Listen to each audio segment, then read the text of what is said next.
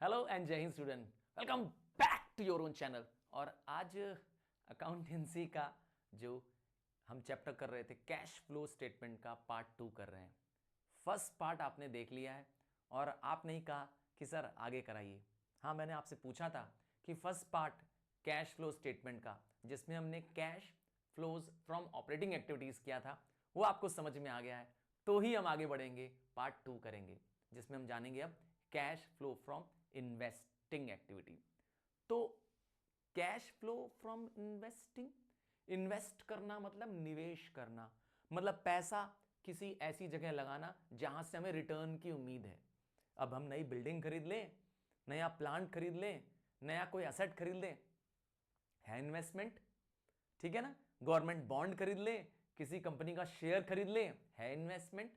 तो इन्वेस्टमेंट कर रहे हैं तो यहां पर क्या सोचना है, कैश आ रहा है कि कैश जा रहा है। बस इनडायरेक्ट मेथड चल रहा है, कैश फ्लो का इनडायरेक्ट मेथड है, बट यहां पर आपको कैश इनफ्लोज और कैश आउटफ्लोज के पॉइंट ऑफ व्यू से सोचना है। अगर हम कोई असेट्स खरीद रहे हैं जैसे कि लैंड, बिल्डिंग, प्लांट, इक्विपमेंट, तो आपका कैश आउटफ्लो माना जाएगा, मतलब कैश जाएगा आपका, आपके लिए वो नेगेटिव बैलेंस होगा। और इसका उल्टा कर दीजिए। चलो आपको दिखाते हैं इसका फॉर्मेट। तो कैश फ्लो स्टेटमेंट में फॉर्मेट में आपको जब आप बी निकालेंगे, ए हम डिस्कस कर चुके हैं, बी की बात कर रहे हैं। बी है हमारा heading cash flows from investing activities. ठीक है, याद रखिएगा आपका इन्वेस्ट मतलब निवेश, निवेश मतलब होता है आप किसी जगह पैसा लगा रहे हैं जहां से आपको और पैसे की कमाने की, इनकम की, प्रॉफिट की उम्मीद है। ठीक है, तो क्या क्या आता है इसमें? तो इसमें आता है अगर आपने कोई असेट्स खरीदा है तो आप परचेज ऑफ असेट्स बोल देंगे। तो परचेज, याद रखिएगा करंट असेट्स की बात नहीं हो रही है यहां पर। करंट असेट्स आपने ए में यूज कर लिया था, यहां पर बात कर रहे हैं हम लोग फिक्स्ड असेट्स की, नॉन करंट असेट्स की। तो purchase of non current assets, हाँ आप देखेंगे कि इसमें दिया होता है प्रॉपर्टी, प्लांट, है ना, ऐसे करके दिया होता है ना, हेडिंग दी होती है नॉन करंट एसेट्स, उसके अंडर में दिया होता है property, plant and equipment and intangible assets. तो उस हेडिंग में आपको देखना है। तो अगर आप परचेज कर रहे हैं तो आपका कैश आउटफ्लो होगा, मतलब आपको यहां पर समझना होगा ये नेगेटिव बैलेंस है आपका, आपका नेगेटिव कैश है क्योंकि कैश जा रहा होगा, इसीलिए मैं ब्रैकेट लगा रहा हूं माइनस के लिए। इसका उल्टा कर दीजिए, सेल कर दें तो आप उसको बोलेंगे proceeds from sale of, proceeds from sale of non current assets. समझ गए, नॉन करंट असेट्स आप बेच रहे हैं और बेच रहे हैं तो पैसा आ रहा है, कैश इनफ्लो है, ये आपका प्लस बैलेंस है। और क्या आ सकता है इसके अंदर? और क्या आ सकता है इन्वेस्टिंग के अंदर? आपके पास आ सकता है इंटरेस्ट रिसीव्ड और डिविडेंड रिसीव्ड। क्या चीज? इंटरेस्ट रिसीव्ड, डिविडेंट रिसीव्ड, या इवन रेंट अगर हुआ बाय चांस तो रेंट रिसीव। ये तीनों आपके इनकम है, कैश रिसीव हो रहा है, कैश का इनफ्लो हो रहा है, तो आप ये तीनों को भी ऐड कर सकते हैं। और कुछ आ सकता है इसके अंदर? नहीं, इन्वेस्टमेंट से रिलेटेड। ठीक है, अब आप बोलेंगे sir interest receive, dividend receive क्यों आ रहा है यहां पर, ये पूछ सकते हैं मुझसे आप। तो जब मैंने कहीं पैसा इन्वेस्ट किया, मैंने गवर्नमेंट बॉन्ड खरीद लिया, तो उस पर तो मुझे ब्याज मिलेगा। हाँ, पब्लिक डिपॉजिट ले लिया किसी दूसरी कंपनी में, मैंने किसी कंपनी का मैंने डिबेंचर खरीद लिया, गवर्नमेंट सिक्योरिटी खरीद ली, तो ये मेरा इन्वेस्टमेंट है, इस पर मुझे ब्याज मिलेगा। सर कैसे पता चलेगा ब्याज मिलेगा? उसके आगे परसेंट लिखा होता है। क्या चीज? हाँ, नंबर लिखा होता है। जैसे लिखा होता है 6% गवर्नमेंट बॉन्ड, तो 6% तो ब्याज मिलेगा ही मिलेगा। समझ गए रिसीव कैसे? सिमिलरली डिविडेंड रिसीव भी हो सकता है। आपने किसी कंपनी का शेयर खरीदा हुआ है, इक्विटी शेयर या प्रेफरेंस शेयर खरीदा है, तो उसमें डिविडेंड मिलेगा। तो अब इसका आंसर क्या इतने में खत्म हो जाएगा? हाँ, इसका आंसर यूजुअली यही 3 मेन चीजें होती है इसके अंदर, जो आपको इसके अंदर ऑब्जर्व करनी है। इन तीनों के ऐड करने के बाद, इसको सॉल्व करने के बाद जो आपका आंसर आएगा वही आपका आंसर होगा, वही आपका आंसर होगा बी, याद रखिएगा, अगर आपके नेगेटिव बैलेंस की वैल्यू ज्यादा है तो कैश फ्लो की जगह कैश यूज्ड आ जाएगा। ठीक है, आपको ध्यान देना पड़ेगा। B cash flows from investing activity. Clear? Short form मैंने लिख दिया आपके लिए। अब थोड़ा ध्यान से देखिए, क्या होगा अगर सर एडजस्टमेंट दिया हो, जैसे डेप्रिसिएशन दिया हो तो क्या होगा। आइए इसको देखते हैं। डेप्रिसिएशन दिया हो तो क्या करेंगे, आपको इसके लिए असेट का अकाउंट बनाना पड़ेगा। कोई भी असेट, अब वो प्लांट हो, मशीनरी हो, इक्विपमेंट हो, है ना, कोई भी असेट का अकाउंट आपको बनाना हो सकता है ना।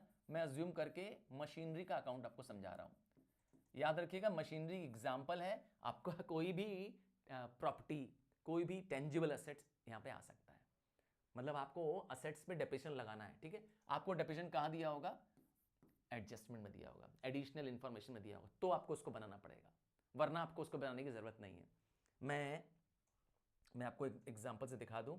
हो सकता है आपको क्वेश्चन में क्या किया करे, हो सकता है आपको क्वेश्चन में, देखिए, हो सकता है आपको क्वेश्चन में प्रॉपर्टी नॉन करंट असेट्स की हेडिंग के अंदर, नॉन करंट असेट्स के हेडिंग के अंदर आपको मिला होगा प्रॉपर्टी, प्लांट एंड इक्विपमेंट, ये हेडिंग दी रहेगी।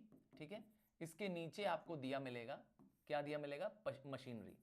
अब मशीनरी दिया हुआ है और मशीनरी के साथ, ये क्वेश्चन में दिया होगा, मैं दिखा रहा हूं। ठीक है, मशीनरी के साथ दो वैल्यू दी होगी, एक प्रीवियस ईयर दी होगी और एक करंट ईयर दी होगी।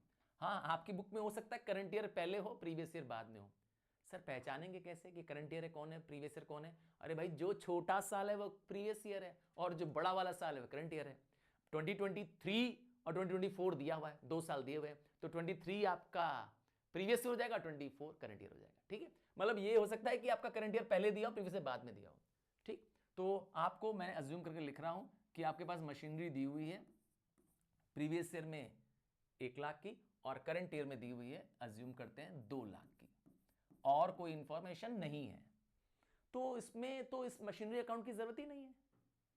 सिंपल दिख रहा है कि 1 लाख की मशीन खरीद रहे हैं, क्योंकि साल के पहले मशीन थी 1 लाख की, साल खत्म होने के बाद आपकी मशीन हो गई 2 लाख की, तो मशीन ग्रो तो कर नहीं गई होगी, है कि नहीं है? जरूर 1 लाख की मशीन हमने परचेज की है, तो आप सिंपली क्या करेंगे, इसको as a purchase of machinery मानते हुए यहां पे लिखेंगे परचेज ऑफ मशीनरी और वहां 1 लाख नेगेटिव बैलेंस, क्योंकि आपका 1 लाख कैश आउटफ्लो हो रहा है। ठीक है, यहां तक तो समझ में आ गया। पर ये कब बनाएंगे सर मशीनरी अकाउंट बनाएंगे, जब आपको ये मशीनरी भी दिया हुआ है, ऐसे भी दिया है, और नीचे एडिशनल इंफॉर्मेशन में दिया हुआ है, एडिशनल इंफॉर्मेशन में दिया हुआ है depreciation on machinery during the year is ₹20,000। तो अब ये एडिशनल इंफॉर्मेशन दे दिया, तब इसके लिए आपको मशीनरी अकाउंट बनाना चाहिए। आइए देखिए कैसे बनाते हैं। तो कोई भी असेट अकाउंट हो, मैंने एग्जांपल मशीनरी का दिया, हो सकता है इसका नाम प्लांट हो, इक्विपमेंट हो, तो कोई भी एक असेट का अकाउंट जब बनाएंगे आप, तो आपको ध्यान देना है कि debit side is a plus side. Debit side इसकी वैल्यू बढ़ती है, डेबिट साइड में इसकी वैल्यू बढ़ती है, ऐड होती है, और क्रेडिट साइड में क्या होता है, इस असेट की वैल्यू घटती है। क्लियर? डेबिट साइड इसका क्या है, सॉरी, क्रेडिट साइड क्या है इसका, नेगेटिव बैलेंस है। यहां पर असेट की वैल्यू घट, हिंदी वाला घट लिख दिया, डिक्रीज होती है। सर कैसे, मैं भी दिखा रहा हूं। तो स्टार्ट हमेशा यहां से करना चाहिए, स्टार्ट हमेशा किससे करना चाहिए, टू बैलेंस ब्रॉट डाउन। यहां पे कौन सी वैल्यू लिखते हैं, यहां पे लिखते हैं उसकी प्रीवियस ईयर की वैल्यू। हमेशा डेबिट से स्टार्ट होता है, क्योंकि all assets are a debit balance. Clear? Cash book में भी यही रूल लगता है ना। फिर यहां पे क्या करेंगे, यहां पे लिखेंगे ठीक उल्टा, बाय बैलेंस कैरी डाउन। यहां पे कौन सी वैल्यू लिखेंगे, करंट ईयर की वैल्यू लिखेंगे, क्लोजिंग वैल्यू लिखेंगे। ये दोनों दिया होगा। ठीक, यूजुअली अगर मैंने कहा ये दोनों दिया हो तो आपको फिर इसकी कैलकुलेट करने की जरूरत नहीं है, ओरली निकाल देंगे जैसे मैंने इसमें बताया। ठीक है ना, 1 लाख से वैल्यू 2 लाख हो गई है, तो सीधे सीधे पता चल रहा है 1 लाख का आपने परचेज किया। इसका वाइस वर्सा भी हो सकता है, 2 लाख दिया हुआ है साल के बिगनिंग में असेट की वैल्यू, और अंत में दिखा रहा है 1 लाख हो गई है, तो इसका मतलब है कोई असेट 2 लाख का था साल के शुरू में, साल के एंड आते आते वैल्यू 1 लाख हो गई है, तो मतलब इतना बड़ा चेंज, हाँ इतना रिविजन नहीं हो सकता ना, तो जरूर क्या कर दिया, 1 लाख की मशीनरी हमने बेच दी है। उल्टा भी हो सकता है ना। अब हमारे पास है ओपनिंग वैल्यू, क्लोजिंग वैल्यू दिया है, मैंने कहा तो क्या करेंगे, इसके बाद क्या करेंगे। अब आपको थोड़ा ध्यान देना चाहिए, ध्यान ये देना है आपको, जब ये दिया रहेगा और आपके पास डेप्रिसिएशन दिया हुआ है, डेप्रिसिएशन आपकी वैल्यू घटाता है, तो डेप्रिसिएशन आपको हमेशा कहां नोट करना है? क्रेडिट साइड नोट करना है। क्यों नोट कर रहे हैं क्रेडिट साइड में? क्योंकि डेप्रिसिएशन से आपकी वैल्यू घटती है, यहां होता है। यहां पे कौन सा डेप्रिसिएशन लिखेंगे? Depreciation for the current year. और क्या आ सकता है? अब कई बार एडिशनल इंफॉर्मेशन और भी दे रहती है। हाँ, जैसे एडिशनल इंफॉर्मेशन दी है कि a machine whose book value was 50,000 on which 20,000 depreciation has been charged is sold for 40,000। हाँ, स्टेटमेंट में घुमा दिया तुमको मैंने, देखा? A machine whose book value was 50,000 on which the depreciation was charged 20,000 was sold for 40,000। तो 50,000 की machine है, ठीक, 20,000 का डेप्रिसिएशन लग चुका है, तो इसका मतलब मशीन की कीमत अब कितनी बची? 30,000। और बेचा कितने में? 40,000। तो इंफॉर्मेशन में सेल वैल्यू 40,000 आ रही है, आपका 10,000 फायदा हो रहा है। 30 की मशीन बची, 40 में बेचा, 10 का प्रॉफिट हो रहा है। तो ये सब कहां जाएगा? आओ देखें। तो इन केस आपको ये एडिशनल इंफॉर्मेशन दी होगी, तब आप कहां लिखेंगे? यहां लिखेंगे। जब आप सेल करेंगे, आपके असेट की वैल्यू घटेगी। आप सेल शब्द का इस्तेमाल नहीं करते हैं, वर्ड यूज करते हैं बैंक। मैं ब्रैकेट में लिख दे रहा हूं याद कराने के लिए तुम लोगों को, सेल। तो सेल वाली वैल्यू हमेशा कहां जाएगी? क्रेडिट में जाएगी। क्यों? क्योंकि वैल्यू घटती है, असेट इससे कम हो जाता है। इसका वाइस वर्सा भी हो सकता है। असेट परचेज कर रहे हैं तो वैल्यू कहां आएगी? डेबिट साइड में। परचेज करेंगे तो वैल्यू बढ़ेगी, बढ़ेगी, याद है ना? वैल्यू बढ़ेगी। तो यहां भी क्या लिखेंगे? परचेज वर्ड नहीं लिखेंगे, लिखेंगे बैंक। ब्रैकेट में मैं लिख दे रहा हूं आप लोगों के लिए परचेज। क्लियर? और क्या हो सकता है? मैंने कहा आपको प्रॉफिट लॉस भी हो सकता है, पर ये प्रॉफिट लॉस कब होगा? जब एडिशनल इंफॉर्मेशन दिया होगा तभी होगा, ऐसे नहीं आएगा। ठीक है? परचेज और सेल तो बैलेंसिंग फिगर आ सकता है। बैलेंसिंग फिगर मतलब इसमें प्लस करके यहां बैलेंस बच रहा है तो परचेज, इसको प्लस किया इधर कम पड़ रहा है तो सेल। बात समझ में आ गई? बैलेंसिंग फिगर में क्या आएगा? यहां तो परचेज आएगा, यहां सेल आएगा। बात समझ में आ रही है? और profit and loss balancing figure नहीं होगा, वो आपको नीचे स्टेटमेंट से पढ़ करके निकालना पड़ेगा। जैसे मेरे केस में कहा था, अब machine whose book value is 50,000, तो इसको कहीं रिकॉर्ड नहीं करेंगे मशीन को 50,000। क्यों? क्योंकि उस 1 लाख के अंदर इंक्लूडिंग होगी। ठीक है? Whose book value was 50,000 on which 20,000 depreciation is been charge, तो 20,000 डेप्रिसिएशन तो चार्ज हो चुका है, तो डेप्रिसिएशन तो आप लिखेंगे ही वहां 20,000। ठीक है? एंड इज सोल्ड फॉर 40,000, तो सोल्ड वैल्यू भी लिख देंगे। तो आपको 10,000 का प्रॉफिट हुआ कि नहीं हुआ? तो प्रॉफिट हो रहा है, वैल्यू बढ़ रही है, तो आप यहां शो करेंगे। तो ये प्रॉफिट एंड लॉस, जिसको कहते हैं statement of profit and loss, आप पूरा लिख सकते हैं। यहां पर प्रॉफिट आएगा, इसका उल्टा होगा। अगर लॉस आएगा तो आप यहां लिखेंगे, लॉस होगा तो आप यहां लिखेंगे। क्लियर है? मैं लिख दे रहा हूं आप लोगों के लिए। ठीक, बात समझ में आ गई? ये बैलेंसिंग वैल्यू होगी कैसे? मैंने कहा स्टेटमेंट में दिया रहेगा, आपको वहां से पढ़ के मिल जाएगा। यहां तक समझ में आ गया? तो अब कौन चीज कहां जाएगी? आओ देखें। तो हमारे केस में अगर सिर्फ इतना दिया है, इतना सब नहीं दिया है, इतनी सारी वैल्यूज नहीं दी हुई हैं, हाँ भाई इतना सारा जरूरत नहीं दिया रहेगा। मैं तो आपको सिर्फ एक फॉर्मेट बता रहा हूं कि मशीन होगा, मशीन मतलब कोई भी टेंजिबल असेट्स होगा, सारे टेंजिबल असेट्स कैसे बनेगा, उसका नाम भली प्लांट हो, इक्विपमेंट हो, बनेगा तो ऐसे ही। कंसेप्ट ये है इसका। अब हमारे केस को देखिए, हमारे केस को, इसको सॉल्व करता हूं।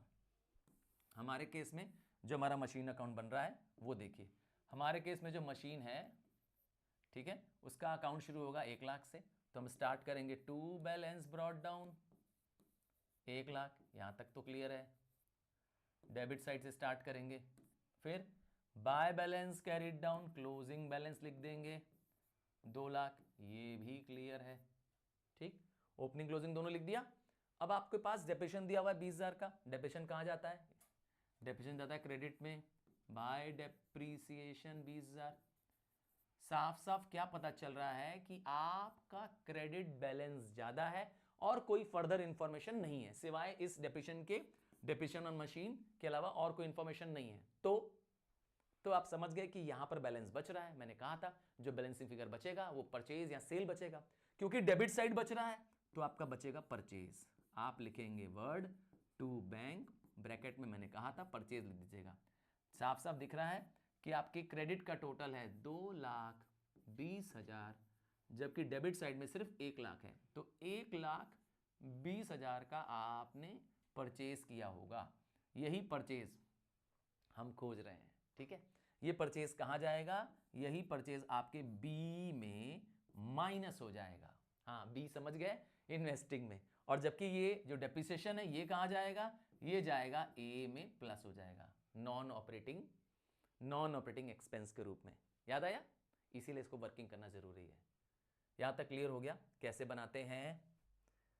हाँ, यहां तक क्लियर हो गया कैसे बनाते हैं cash flow from investing activity? समझ में आ गया कैसे आप बनाएंगे?